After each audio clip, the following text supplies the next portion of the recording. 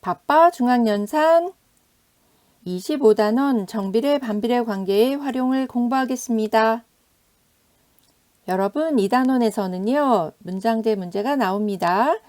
문제를 읽고 이 문제가 정비례 관계를 활용해야 되는지 반비례 관계를 활용해야 되는지 우리가 판단해야 됩니다. 이 판단을 위해서 어떻게 하면 알아낼 수 있는지 알아보겠습니다. 먼저 정비례 관계의 활용을 보겠습니다.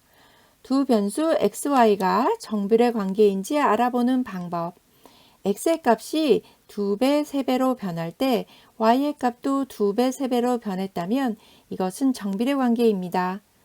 또 x분의 y의 값이 일정하거나 x 대 y의 b가 일정한 경우는 정비례 관계입니다. 이럴 때는요, y ax라고 두고 a의 값을 구해내면 됩니다. 1분에 3리터씩 나오는 수도꼭지에서 x분 동안 나오는 물의 양을 y리터라고 하면 x와 y는 어떤 관계일까요? 1분에 3리터씩 나오니까 2분에는 6리터가 나오겠죠? 3분에는 9리터가 나옵니다.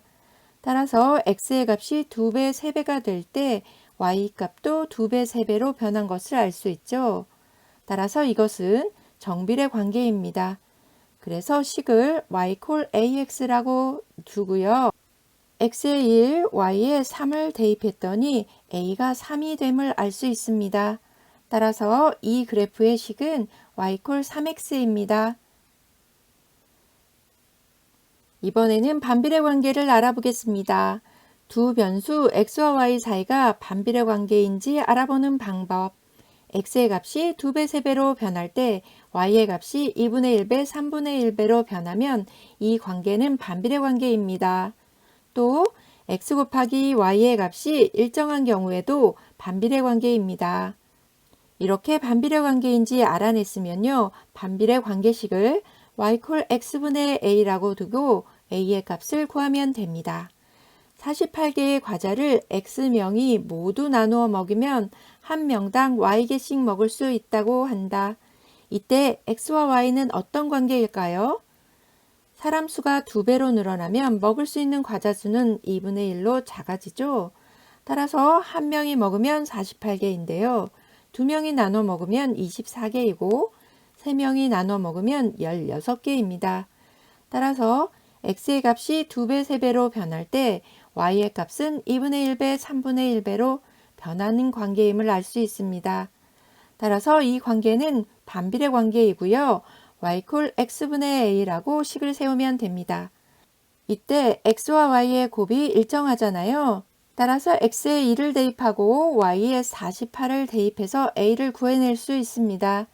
a의 값은 48이 되죠. 따라서 y는 x분의 48입니다. 바빠 꿀팁을 보겠습니다. 정비례 관계, 반비례 관계에 활용해서요, 자주 나오는 문제 중에 하나가 톱니바퀴 문제입니다. 그런데 친구들이 이것을 잘못 생각하고 있는 경우가 많아요. 반비례 관계라고 잘못 알고 있는데요. 이것은 잘못된 경우입니다. 왜냐하면 톱니바퀴 문제는요, 어떤 것의 개수를 변수로 정하느냐에 따라서 정비례 관계도 될 수 있고 반비례 관계도 될 수가 있기 때문입니다. 옆에 그림을 보겠습니다. 이 A 톱니는요, 톱니수가 작지만 회전수는 많습니다. B 톱니는요, 톱니수는 많지만 회전수가 작습니다. 따라서 A의 톱니수와 A의 회전수를 곱한 것은 B의 톱니수와 B의 회전수를 곱한 것과 같다. 이런 식이 성립합니다. 여러분, 이 식은 굉장히 중요하고요. 이거 하나만 잘 알고 있으면 톱니바퀴 문제를 모두 해결할 수 있습니다.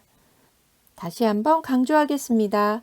자기 자신의 톱니수와 회전수를 곱한 값이 다른 톱니의 톱니바퀴 수와 회전수를 곱한 값과 같습니다.